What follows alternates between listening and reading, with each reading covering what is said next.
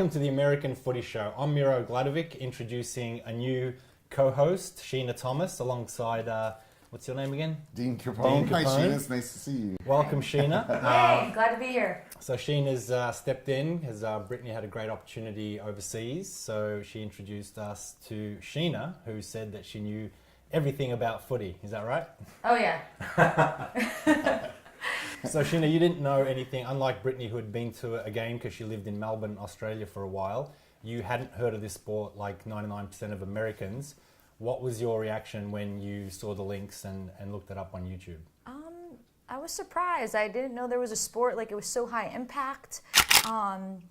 It incorporated, like I never really was familiar with the sport rugby either, so it was kind of intriguing to see that sport. And what was the most surprising aspect of the game? the most surprising aspect was there's no equipment, like you get tackled, you can get hit, I mean, you can get really hurt. It's kind of cool how you can't run with the ball, you have to bounce the ball. Like when you score a point or whatever, there's three poles, not just like one. Four, actually. Yeah, is there four? Miro Yeah. has never scored a point or whatever. So just so you know. Yeah, I think the biggest surprise for me was there's no padding or, people just tackle each other. So it's kind of brutal out there. It looks a lot worse than it is, actually. Americans, I've gotten a whole spectrum of reactions from Americans that, some have asked if people died playing this sport because some of the hits are really, really hard and impactful. Right. Well, that's, I think... Wait, has anybody died playing this sport? Not that we know of. Australians like to show the big bumps and hits first. And that's like the first time an American sees it, that's what an Aussie's going to show them. And Australian football is actually a lot less impact than American football. In American football, you have to think of a running back is running and the linebacker is coming at that guy, and they're going to hit dead on. Okay. So that tackle is going to be dead on. In footy, you're usually being pursued and dragged down from behind, and you got to get rid of the ball. So it's you're in motion as well, so you're not being like clobbered. Okay. But the big hits videos you see with a big marking contest, those are they're still pretty good shots. Cool, wow. So since you've seen some footy now, I have a little pop quiz that Miro put me up to. Okay.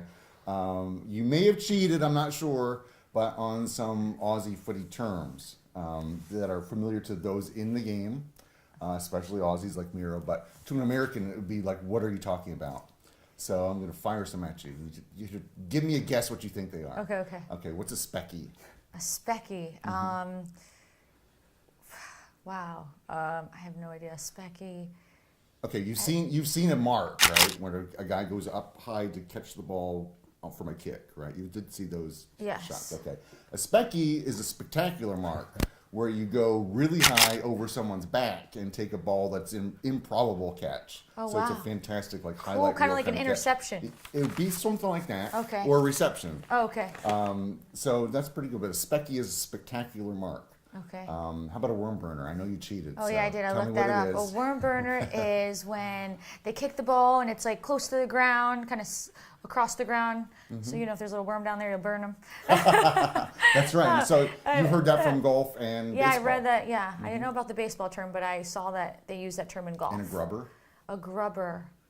No, I don't know. It's kind of the same kind of principle. A ball that's low on the ground, but not as pretty as a worm burner. Oh, okay. Not as fast. So it's a sloppy little kick that still manages to get through to a goal. Okay. So cool. Because a goal doesn't have to be kicked in the air. It can also any way you get it through as long as it's kicked. Cool. So it can be a sloppy, nasty looking kick like a grubber, specky, worm burner. Okay. Right. And then there's barrack.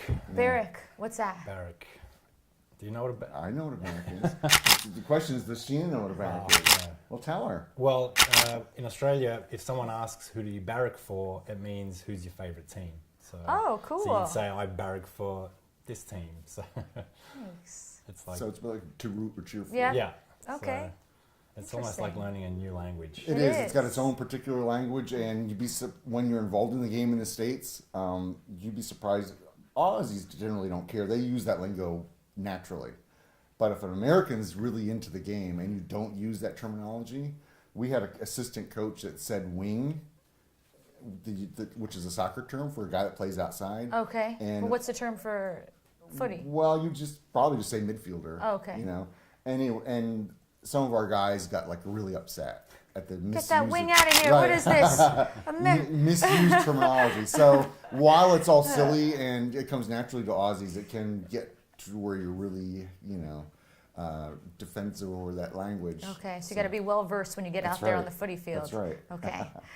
But we make allowances for Americans. So Okay. Somewhat. Don't let him fool you. It's not like big allowances. So he'll be going through this and like editing. What did Sheena say? Okay, this is cool. I'm going to be brutal.